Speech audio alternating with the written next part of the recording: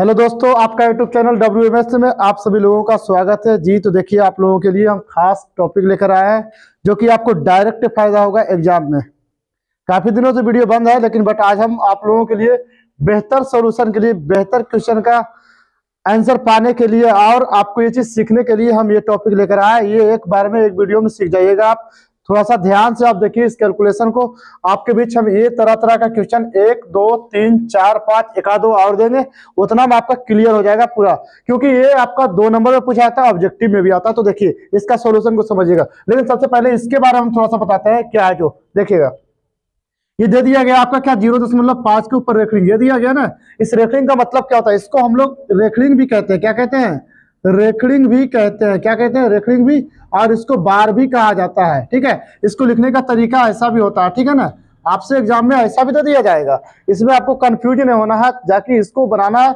समझिए ये यही चीज लिखा गया है सेम, क्योंकि यहाँ रेखलिंग है तो यहाँ बार लिखा गया, बात बराबर है। अब इसका मतलब क्या होता है सर? जब डॉट में बच्चे रहते हैं, इसका मतलब क्या होता है? इसका मतलब ये होता है, देखिएगा ध्यान से, कि 0.5 के ऊपर अगर रेखलिंग दे दिया जाए, इसका मतलब है कि 5 बार बार रिपीट हो रहा है डेसिमल के बाद। देखो इस तरह से रिपीट हो रहा है, यानी अनंत तक रिपीट होता जाएगा। कहाँ तक जाएगा? अनंत, यानी इनफिनाइट तक जाएगा। ये चीज ये याद रखिएगा। अगर ये हो या फिर कोई और चीज हो, ये हो 5 2 दे दिया जाए, 5 2 बार बार रिपीट हो रहा है, इस टाइप से रिपीट हो रहा है, तो इसका मतलब यही हुआ।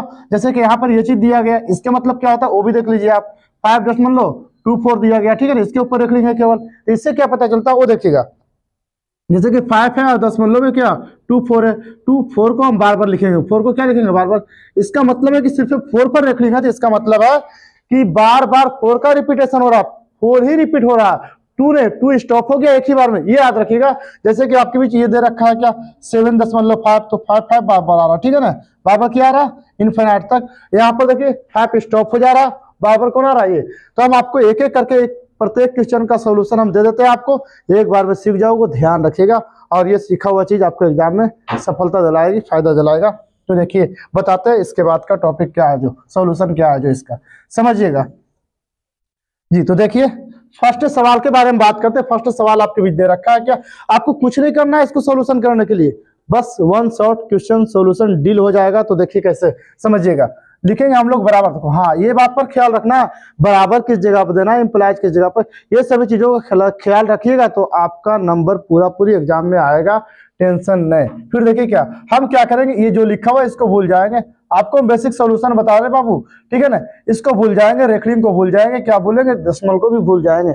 हम कैसे बनाएंगे वो देखिएगा, सिंपल। देखो इसको हम क्या करेंगे, डेसिमल को भी भूल जाएंगे, क्या लिखेंगे? 0.5 लिख दिए। घटेगा क्या? बिना रेखलिंग वाला।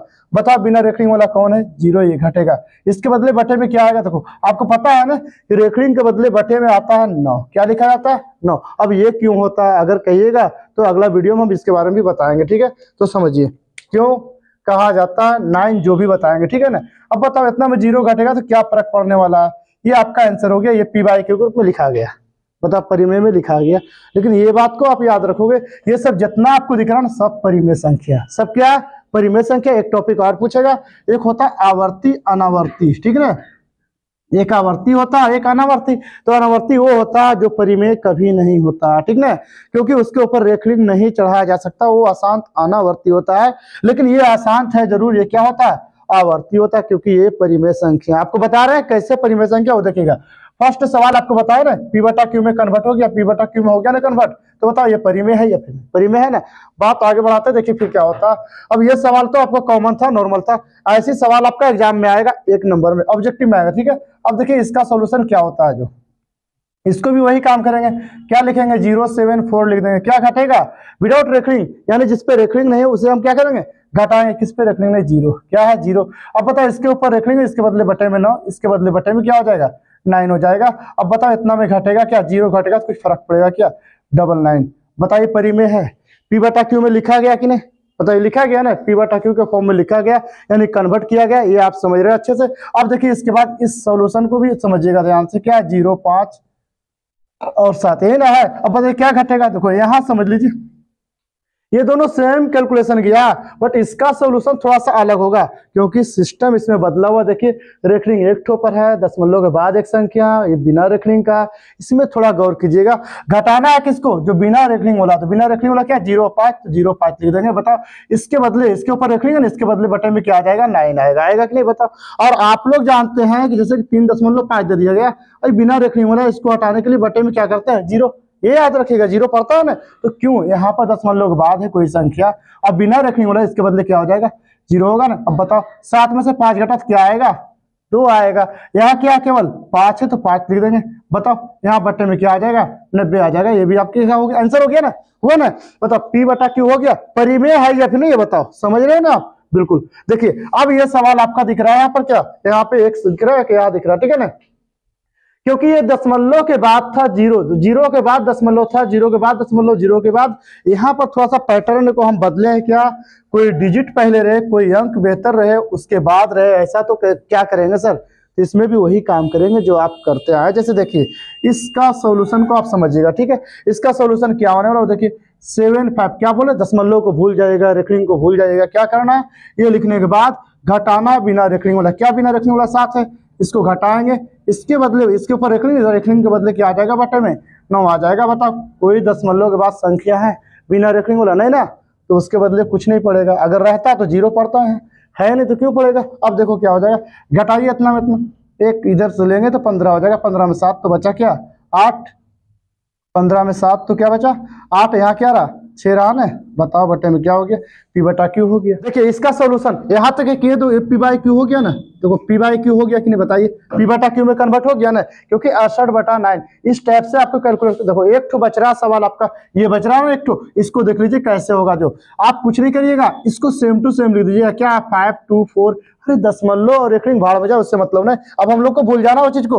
अब क्या करना है? इसे क्या करना है? घटाना है। क्या घटाएंगे? विदाउट रेखलिंग वाला। क्या है? देखो बिना रेखलिंग वाला, दशमलव के बाद भी है, दशमलव के पहले भी, लेकिन लिखना है क्रम में। पहले 5 है तो पहले 5 लिखना है, बाद में क्या 2 तो 2 लिखेंगे, ठीक है ना। ये याद रखिएगा। अब बताओ इसके ऊपर कितना रेखलिंग? एक रेखलिंग है ना, इसके बदले 1 9 हो जाएगा कि नहीं? बताओ अब दशमलव के बाद कितने संख्या? एक संख्या जो बिना रेखलिंग वाला, इसके बदले क्या हो जाएगा? 0 हो जाएगा ना। हो गया। अब बताओ घटाने की प्रोसेस घटाएंगे। बताओ 4 में 2 घटा तो क्या बचा? 2 बचा। अब यहाँ 2 है, 2 में 5 घटेगा नहीं? घटेगा, कम पड़ जा रहा। तो एक इधर से लेंगे तो क्या हो जाएगा? 12। 12 में से 5 घटा तो 7 बचा। यहाँ क्या रहा? केवल 4/90, ठीक है ना।